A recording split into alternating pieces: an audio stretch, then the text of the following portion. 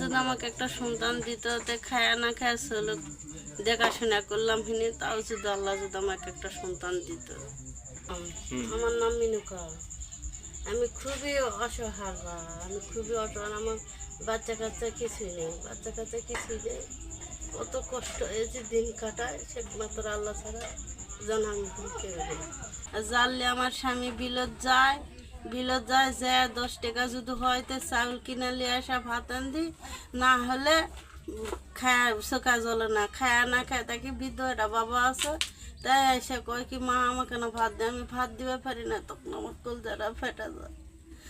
মনে করে নিজের বোন আত্মহত্যা নিজেই হম, এইরকম কা হয়ে যায়। বৃদ্ধ একটা বাবা, আমার স্বামী আর আমি। আচ্ছা, আপনাদের জীবন জীবিকা কিভাবে চলছে এখন? খুবই কষ্ট হয়ে চলছে বাবা। বা নিজের চল নেয় ফল নেয়, কত সুখ কত কষ্ট হয়ে থাকি। যদি আল্লাহ একটা চল দিত, কামাই করে নিয়ে আসতো, সুখে শুনতে সেখানের ভিতরে কত আর শান্তি আল্লাহ নিজের না খুবই কষ্ট হয়ে দিন কাটায় বা। আচ্ছা, এই যে আপনার আশেপাশে তো অনেক বাড়িঘর আছে, এদের তো সন্তান আছে, তাদের তো সন্তান আছে, যখন তারা সন্তানকে নিয়ে কোথাও যায় তখন দেখে আপনার কেমন মনে হয়?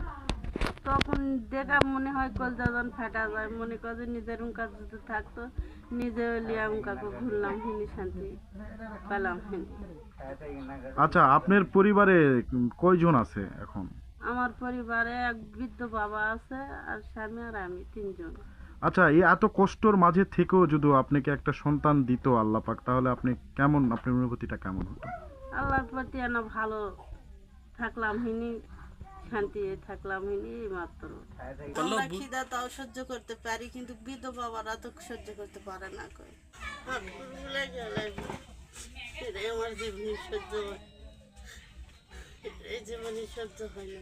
আপনার ছলপল কিছু নাই, আপনি হাঁটকুর এরকম কাকু গালাগালি করে, এদের ভিতরে খুবই অশান্তি লাগে।